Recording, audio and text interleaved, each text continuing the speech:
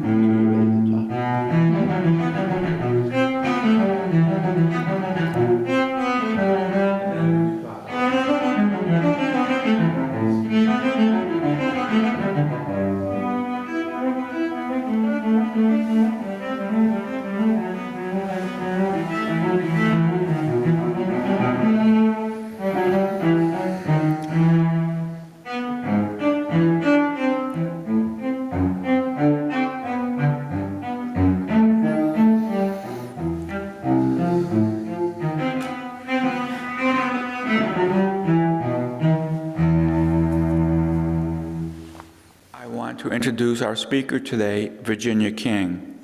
Now, Virginia started in metaphysics. In fact, she's also fluent in astrology and has been involved in astrology for over 30 years. She started Unity Lansing and has been heavily involved in the Edgar Cayce Foundation. She discovered Unity of Jackson through Abraham Hicks, and today she serves on the board. And if I could define Virginia in 2 words, which would be very difficult for anyone to do, but the 2 words that come to my mind are courage. I find that she has lots of courage. And the second word is service. She loves serving. And in that serving, she connects to her own spirit. She connects to God and becomes enlivened. I want to do a little intro to it and a little discussion about meditation. And the title today for my talk doesn't sound like meditation and prayer, but that's basically what it's about. And the title I wound up with is Pain, the Longing for Flow, and Being Open. And so, to start with, I just wanted to preface by explaining there are many ways to meditate. And we each have to find our own way in our own time. And the great thing is, always work. There's no prescription you have to follow to get there, but you have to sort of find your way to it.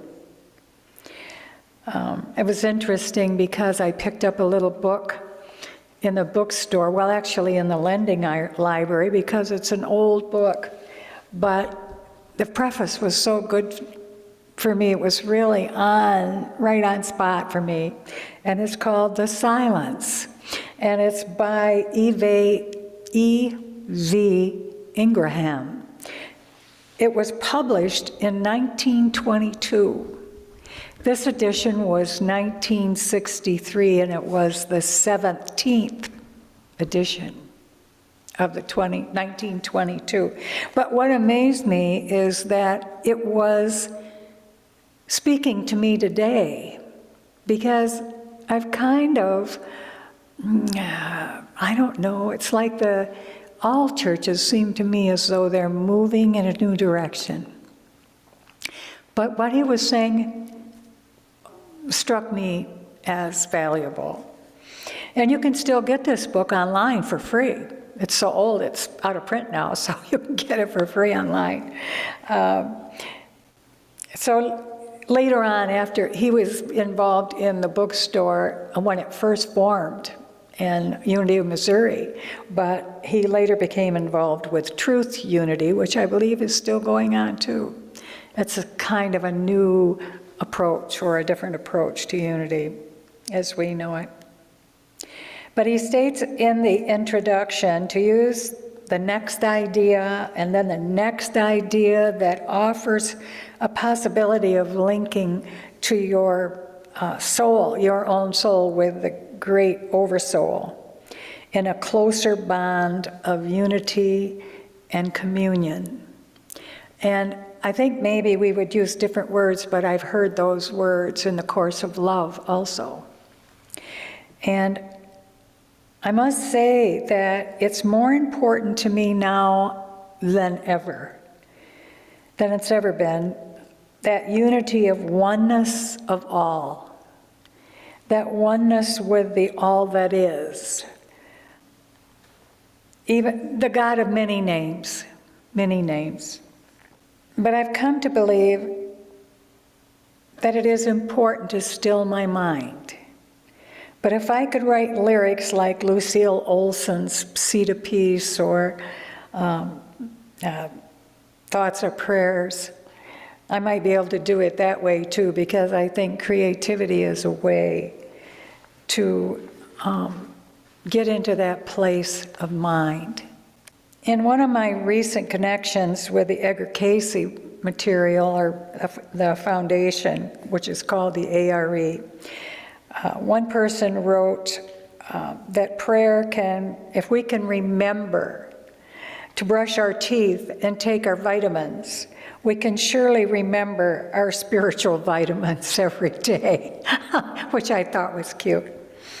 And also I wanted to say that when Jesus was asked what prayer was best, he answered simply, the prayer that springs naturally from your heart. So it's very simple, very simple. Don't have to have a complex order or form to do it. And I was interested, what really gravitated me to The Silence by E.V. Ingraham, as he says, even Indians with their little tom-toms had just as many prayers answered as we do today, or that any fundamentalist religion that follows a fervent prayer, if it's in earnest, comes from the heart, it will be answered. And all this being said, perhaps you'd like to join me now in a familiar prayer about stillness. And I want to say that the version that I wanted to use today, or I heard it first from the Franciscan priest Richard Rohr. Someone introduced me to him, and you can see him on YouTube. And he uses prayer as a form of meditation. And this is a short, familiar prayer. And as I speak it, just think to yourself, when it says I, that you're talking or thinking about yourself. And then, as best we can, let go of obsessive thoughts. Just let them drift away. We are listening rather than talking or asking in this prayer, in this meditation.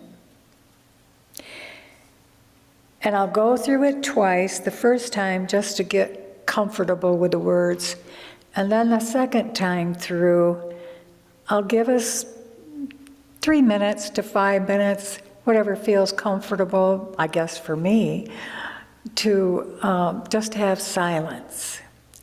Let's go through it together and try and feel it rather than think it. Ultimately, we're going to shorten the verse each time until there are less words. We're building to a feeling. If you'll close your eyes, if you like, get comfortable, yet aware.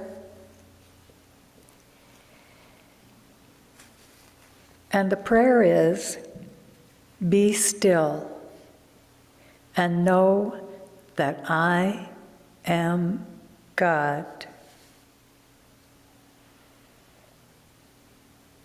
Be still and know that I am. Be still and know.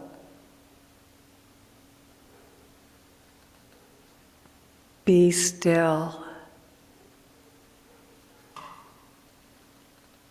and just be. So once again,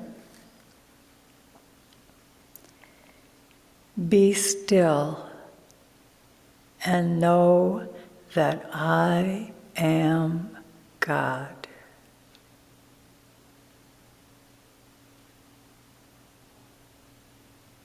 Be still and know that I am.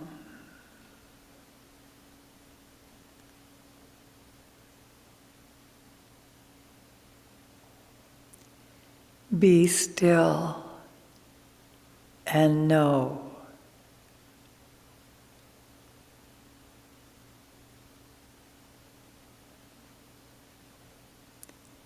Be still.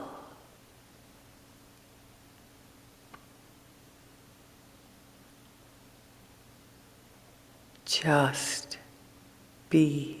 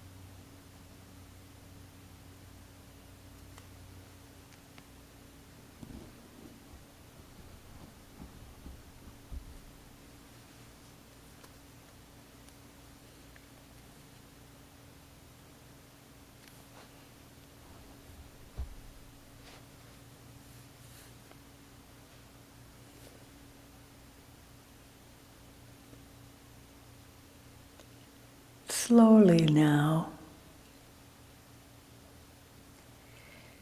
come out of the silence, but not completely,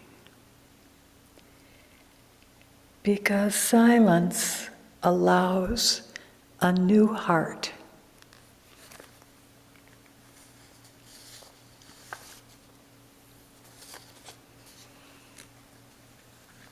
You can wiggle your toes if you like, and open your eyes, but it's pleasant to hold the state of silence. So I wanted to start the talk today about pain. And there are so many kinds of pain in our lives. And there's one that surrounds us all, and this is consensus reality. I heard an astrologer once say that, and I love that term, because it fits the planets in the sky patterns, or the mass consciousness that we live in today. I've read that psychics or sensitives say that it's like soot in the ethers. It's a sooty blackness that may cause us to feel bad or achy, irritable, sad, prone to tears, or even have queasy stomachs. There's so much in the news airwaves, so much talk going on. And it just is, to a sensitive person, it just feels kind of icky. But the reaction to prayer in a conference that I heard from the Edgar Cayce group again said that many people commented that it seemed like sending a few prayers is just a drop in the bucket of need for victims of disaster, like Ukraine, a tsunami, a hurricane. It doesn't seem like much to pray. But Edgar Cayce spoke of the value of prayer. He said that prayer is the one spiritual tool that works in the ethers and that cleans up the sooty blackness and transmutes it to pure light. Then prayer is not only a gift we give to others, but also to ourselves, because it's a sign of openness in ourselves. So, not only do these prayers of light surround us and those we think of, but the whole world. They enlighten all things. If we can comfort ourselves in prayer with the expectation and openness to love, that's the goal. Those that have suffered from addiction and recovered have found that when you fall in the pit, you just see the bottom of the pit and it's dark and black. It isn't until you hit the bottom and you look up that you see the light. And that's kind of what you do in a prayer. You're coming from the dark and you turn to the light and you expect light. It's good if we learn that we don't have to be in our last wit's end to ask for that and expect it. The topic of pain has been pretty lively in my path these days. I've got a few joints that ache. And as I reflect on my own path, you know, the pain in your body will really catch your attention. It'll pretty much take over your every thought. And in doing so, it brings us a clarity, a desire for relief. It was something I wanted to share because I think when you have that clarity and that desire, then you have true openness. I was also quite taken by the quotation I heard that pain is inevitable, but suffering is optional.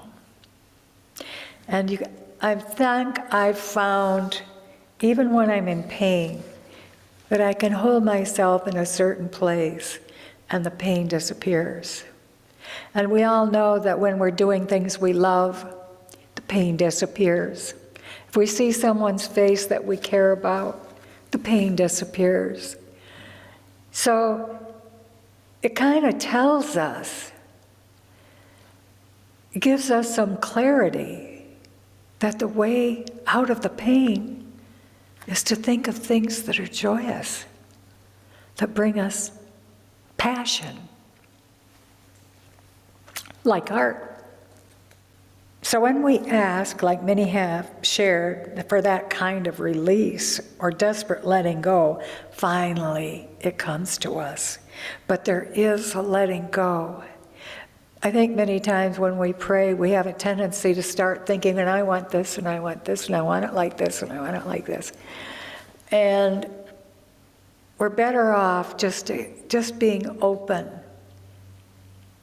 to the path of light that comes before us. Whatever brings us joy, follow that.